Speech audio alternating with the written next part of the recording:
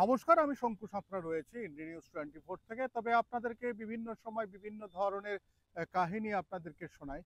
তবে বেশ কিছুদিন ধরে আমার কাছে যেভাবে ফোন আসছে, মাঝরাত পর্যন্ত আমাকে জেগে থাকতে হচ্ছে এবং স্বামীরা, অর্থাৎ অত্যাচারিত স্বামীরা, সেইসব স্বামীরা ফোন করছেন এবং তারা আমার কাছে ফোন করে তারা একটা জিনিস বলছেন যে আপনার সঙ্গে কথা বললে আমাদের একটু ভালো লাগে। তার জন্য তারা প্রত্যেকে কিন্তু আমাকে ফোন করছেন। আজকে যার কথা বলবো, গত কয়েকদিন ধরে তিনি ফোন করছেন আমাকে।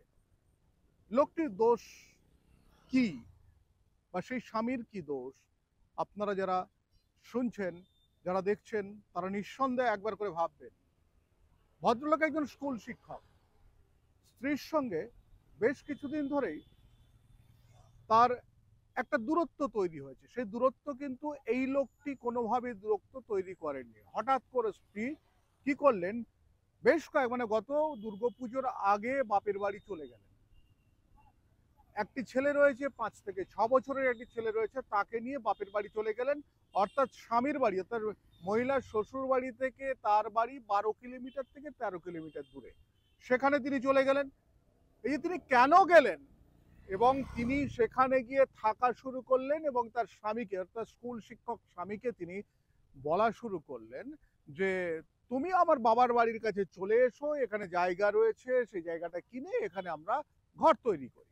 তবে লোকটি, অর্থাৎ পুরুষ তো, তার মাথার মধ্যে প্রথমে একটা স্ট্রাইক করে, হঠাৎ করে কেন তার স্ত্রী এই কথাটা বলছে তাকে। সে কিন্তু ভাবা শুরু করে। এই যে ভাবা শুরু করে, সে তার স্ত্রীকে বারবার ধরে বলতে থাকে তুমি বাড়িতে এসো, আমার বাবা মা বৃদ্ধ বৃদ্ধা রয়েছে, আমি বাবা মার এক সন্তান, তাদেরকে দেখা আমার কর্তব্য। কিন্তু তার স্ত্রী কোনোভাবে আসছেন না তার বাড়িতে। আমি বলছি, আমি এটা বলছি হাওড়া জেলার ঘটনা। আমি এর থেকে বেশি কিছু আপনাদেরকে বলছি না। একটাই কারণ হচ্ছে প্রত্যেকেরই তো মান সম্ভ্রম, সামাজিক সামাজিক নিরাপত্তা এই সমস্ত কিছু থাকে। তার জন্য কিন্তু আপনাদেরকে আমি বলছি না সেটা। তবে একটা কথা আপনাদেরকে বলি যে ওই শিক্ষক প্রায়ই যাচ্ছেন তার সন্তানের সঙ্গে দেখা করতে। কিন্তু তার স্ত্রী কি করেছে জানেন? ফেসবুক অ্যাকাউন্ট থেকে, টুইটার অ্যাকাউন্ট থেকে আরম্ভ করে মোবাইল ফোন সমস্ত কিছু তার স্বামীকে ব্লক করে দিয়েছে। লোকটি ছেলেকে দেখতে যান, ছেলেকে আনার কথা বলেন, স্ত্রীর সঙ্গে গিয়ে কথা বলতে যান, স্ত্রী তার সঙ্গে কথা বলেন না, সামনে আসেন না। শ্বশুরবাড়ির লোকজন একেবারে ছোঁড়াভাবে তাকে চা দেন। তিনি শুধু একটা কথাই বলছেন যে আমার জীবনটা কি এইভাবেই কাটবে? এটা একটা বড় বড় প্রশ্নের বিষয়। যে মহিলা, তিনি তিনি চলে গেলেন তার স্বামীকে ছেড়ে, স্বামীর কোনো কিছু কন্ট্যাক্ট রাখছেন না, কোনো কিছু যোগাযোগ রাখছেন না, কিচ্ছু না। স্বামী নিজে থেকে যাচ্ছেন ওখানে। মহিলা কথা না বললেও কি হবে, তিনি কিন্তু স্ত্রীকে চোখের দেখা দেখে আসছেন, স্ত্রীর খোঁজ রাখছেন, সন্তানের খোঁজ রাখছেন, কিন্তু স্ত্রী কোনোভাবে খোঁজ রাখছেন না। এখানে কি হয়েছে? স্বামী স্কুল শিক্ষক, স্ত্রী কিন্তু উচ্চশিক্ষিতা। সেই স্ত্রী স্বামীর সঙ্গে কোনোভাবে যোগাযোগ রাখছেন না, বনিবনা করছেন না, তিনি তার যে শ্বশুর শাশুড়ি রয়েছে তাদেরকেও দেখছেন না। এই যে শিক্ষক, তিনি কিন্তু ভয় পাচ্ছেন এখন। যদি কোনোভাবে খরপোশের মামলা শুরু করুক কিংবা কোনো ক্রিমিনাল মামলা শুরু করুক, অর্থাৎ সে সম্পূর্ণটাই নির্ভর করছে কিন্তু তার স্ত্রীদের ওপর, মানে শ্বশুর বাড়ির পক্ষের ওপর। এই লোকটি বারবার ভয় পাচ্ছেন, যদি এই বিষয় হয় তাহলে তো এলাকার লোক জানাজানি হয়ে যাবে যে শিক্ষকের স্ত্রী বাড়ি থেকে চলে গেছেন।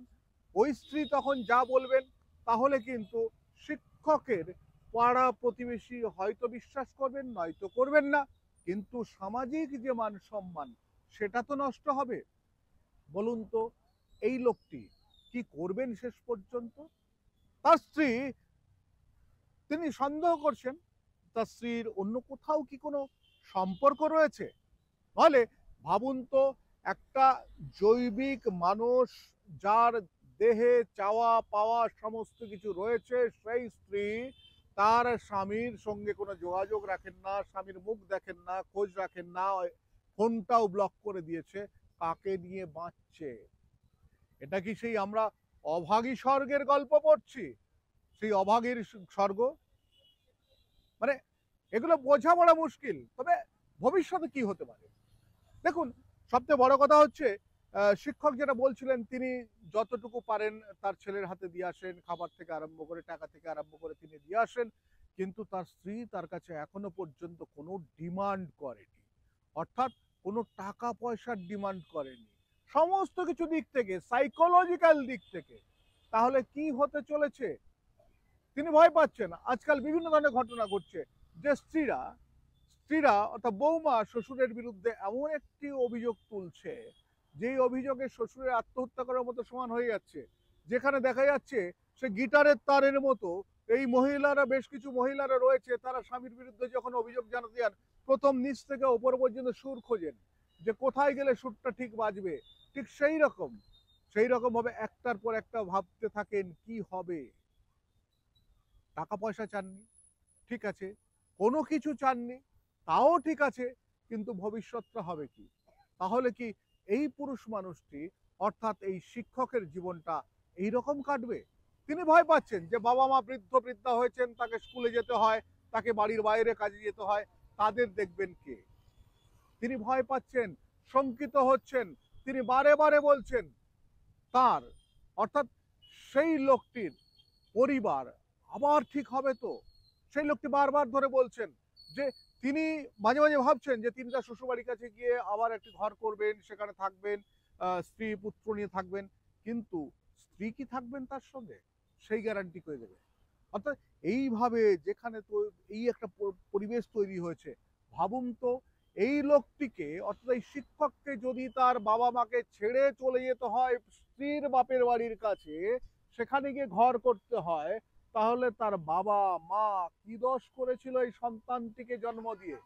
ভাবুন যে যেভাবে যেভাবে মহিলারা, বেশ কিছু মহিলারা, সব মহিলারা বলবো না, বেশ কিছু মহিলারা নিজেদের জেদে সংসার ভাঙছেন, নিজেদের জেদে এগুলো করছেন, তারা কি একবারও ভেবেছেন আপনি আজকে হয়তো সুখে থাকবেন, স্বামীকে ভালো লাগছে না, এ সুখ কিন্তু আপেক্ষিক।